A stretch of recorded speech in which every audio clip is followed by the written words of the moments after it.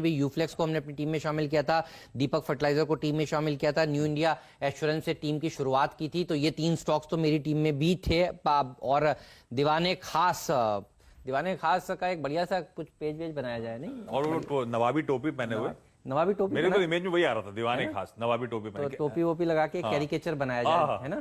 चलिए, तो अभी तक दीवान साहब हम ये अपने लोगों पे एक्सपेरिमेंट करते हैं क्योंकि हम आपको अपना समझ रहे हैं, इसीलिए ये एक्सपेरिमेंट हम आपके पे करेंगे। आपको कोई आपत्ति हो तो यही बता दीजिए। हेमंत, आपत्ति सिर्फ टोपी पहनने से है। और मुझे पता था ये आने वाला है। एक काम करेंगे, हम बना के प्लेट आपको शेयर करेंगे, आप अप्रूव करिएगा, उसके बाद हम इसको दिखाएंगे। वरना ये जो आशीष हैं ये थोड़ी सी शरारत करने के मूड में थे अभी, क्योंकि आशीष के साथ हमने बहुत सारे एक्सपेरिमेंट्स किए हैं, कभी चेन वेन पहना के, कभी चश्मा लगा के, ये सब एक्सपेरिमेंट्स हमने आशीष के साथ किए हुए हैं। लेकिन हम आपका वाला एक्सपेरिमेंट नहीं करेंगे, हम आपको भेजेंगे, आप अप्रूव करिएगा, फिर दिखाएंगे। जोक से पार्ट, बताइए ये नतीजे आपको कैसे नजर आए? यूफ्लेक्स, दीपक फर्टिलाइजर, रेक्साप 2020 की टीम भी दिखाइएगा, न्यू इंडिया एश्योरेंस और गॉडफ्रे फिलिप्स पर आपकी टिप्पणी खास होगी। राइट्स तो आपको पसंद है ही? नहीं, बिल्कुल, बहुत सारे रिजल्ट्स हैं, इसलिए मैं फटाफट इस पे रैपिड फायर रिस्पांस दे देता हूं। और ये बोलना चाहूंगा कि आपकी T20 का काम तो आशीष ही कर देते हैं। ये जो गुड रिजल्ट्स वाले देते हैं उसमें आप 50% ले लेते हैं, तो वो ऐसे ही आपका काम इजी कर रहे हैं। सर, सारे राज यहाँ मत बताइए। बट जो गॉडफ्रे फिलिप्स का जो आपने जिक्र किया, अगर ये अनसर्टेनिटी प्लांट रीओपनिंग रिकमेंसमेंट की जो आ जाती है, तो ये इसमें आपको एक बहुत अच्छा मूव इसलिए दिखेगा कि कंपनी ने सारे लॉकडाउन के अंदर, क्योंकि इनकी ब्रांड जो है वो लो प्राइस पॉइंट्स वाली है, ये फोर स्क्वायर और इस टाइप की है, जो रूरल मार्केट्स, टियर 2 मार्केट्स में ज्यादा चलती है, मेट्रोज में कम चलती है। आईटीसी उसमें ज्यादा फोकस करता है, जो प्रीमियम सेगमेंट है, गोल्ड फ्लेक वाली जो किंग्स सेगमेंट बोलते हैं। उस वजह से गॉडफ्री में अच्छा खासा आपको एक जो है वो मूव आता हुआ दिख जाएगा, अगर ये क्लैरिटी जिस दिन भी आती है। तो एक चीज है, दीपक फर्टिलाइजर के रिजल्ट्स में जो मुझे समझ आई उससे ये है कि फर्टिलाइजर में कोई भी कंपनी ने डिसअपॉइंट नहीं किया है, खास करके जिस पर्टिकुलर फर्टिलाइजर कैटेगरी में ये लोग भी हैं। इसमें से मेरी top pick of course Chambal fertiliser है, लेकिन मैं ये कहना चाह रहा हूं कि रूरल थीम कायम है, फर्टिलाइजर कंपनीज भी बहुत बड़ा फायदा उसमें देखेंगी। मॉनसून टाइम से आया है, उसका भी हम फायदा देखते हुए इसमें करेंगे। तीसरी, राइट्स में नंबर थोड़े से वीक कहीं ना कहीं ऑप्टिकली लग रहे थे हेमंत, बट जिस टाइप का इंप्रूवमेंट एबिटा मार्जिन में हुआ है, और समझने की बात यह है कि इस माहौल में भी कंपनी ने अपना जो 10% कम किया है रेवेन्यू, लेकिन क्लॉक किया है। पुराने ऑर्डर्स में एग्जीक्यूशन बहुत अच्छा हुआ है, उस वजह से आपको इंप्रूवमेंट दिखा है। सो आई थिंक इट इज, अगर कोई डिप मिलता है तो ये ऐड करने वाली होगी। और जो लास्ट में है, जो वीरू का थीम और आपने जो पकड़ा है 2020 में, वो है कि इंश्योरेंस का। न्यू इंडिया इंश्योरेंस के नंबर्स बहुत क्लियरली ये बताते हैं कि इंश्योरेंस में प्लीज क्वार्टर ऑन क्वार्टर की घबराहट से आप डरिए मत, प्राइस एक्शन से डरिए मत, क्योंकि ये लॉन्ग टर्म बेसिस पे कोई भी कंपनी देख लीजिए, उसके पी मल्टीपल्स इतने हाई क्यों आ रहे हैं? क्योंकि इसमें प्रीमियम हमेशा बने रहेगा। ये लॉन्ग टर्म बिजनेस आपको दे रहा है, इसमें कोई सिक्लिकलिटी या ऐसी कोई चीज आपको नहीं दिखेगी। सो इसको थोड़ा सा इसके ऊपर कभी ध्यान से हम लोग और बात करेंगे डिटेल में, बट नंबर्स ये बता रहे हैं कि insurance companies will all continue to outperform the market by and large. Okay अच्छा, हेमंत ने आज न्यू इंडिया इंश्योरेंस को अपनी टीम में शामिल किया है। मैं एक चीज बताता हूँ कि यहाँ पे तमाम जनरल इंश्योरेंस कंपनीज और इंश्योरेंस कंपनीज जो हैं वो कल से काफी अच्छा कर रही हैं। जाके आप एसबीआई लाइफ के चार्ट्स को देखिए। ये न्यू इंडिया इंश्योरेंस पे हेमंत में एक टेक दे देता हूँ यहाँ पर। डायरेक्टर साहब प्लीज इसका 1 साल का चार्ट लेके आइएगा, बड़ा इंटरेस्टिंग ऑब्जर्वेशन है।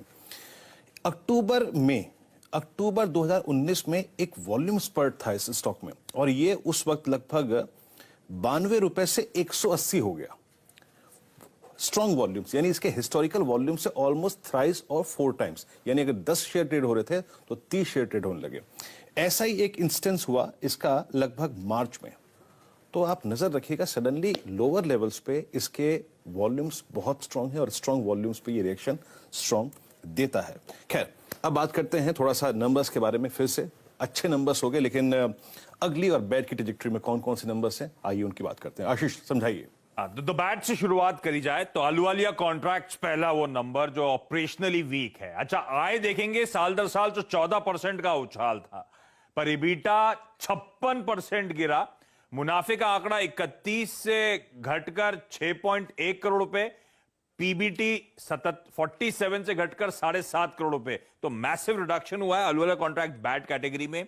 Munjal auto industries operationally weak performance है। बिक्री 14% बढ़ी, लेकिन मार्जिन 6.8 से घटकर 4.2, यानी कि 260 बेसिस पॉइंट गिटे और इसीलिए लॉस हो गया 1.4 करोड़ रुपीस का। इनफैक्ट पूरे साल के लिए मैं देख रहा था, FY20 में 37 करोड़ के प्रॉफिट्स रिड्यूस होकर 3.7 करोड़ रुपए हो गए ईयर ऑन ईयर, यानी कि 90% रिडक्शन प्रॉफिटेबिलिटी में।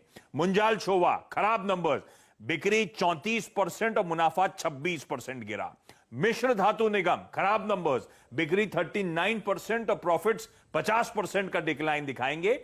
एपीएल अपोलो ट्यूब्स, ये नंबर्स वीकिश हैं। मैं चाहता नहीं था बैड में डालूं, लेकिन गुड में डालने लायक नहीं थे, इसीलिए मैंने बैड कैटेगरी में डाला।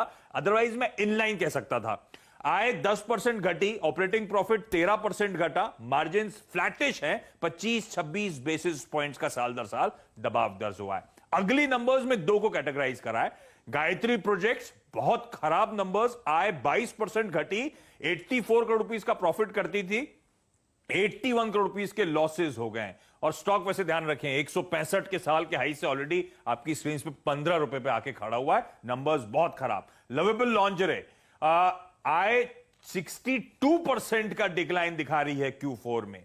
लॉस बिफोर टैक्स 5 करोड़ का, नेट लॉस 3.25 करोड़ रुपए का। तो ये दो अगली नंबर्स। बिल्कुल, तो देखिए ये अगली नंबर्स के ऊपर भी नजर होनी चाहिए आपकी। इनके ऊपर भी आज बाजार खुलने के बाद राय देंगे। गायत्री प्रोजेक्ट्स अगली नंबर्स आए हैं, मुझे आश्चर्य नहीं है, पर एपीएल के नंबर्स भी ढीले आए हैं और अहलुवालिया के नंबर्स भी ढीले आए हैं। लेकिन एक खबर जिसके ऊपर आज आपकी नजर होनी चाहिए वो है MSCI सूचकांक में जो पोटेंशियल वेटेज बढ़ना था वो उन्होंने वेटेज टाल दिया है।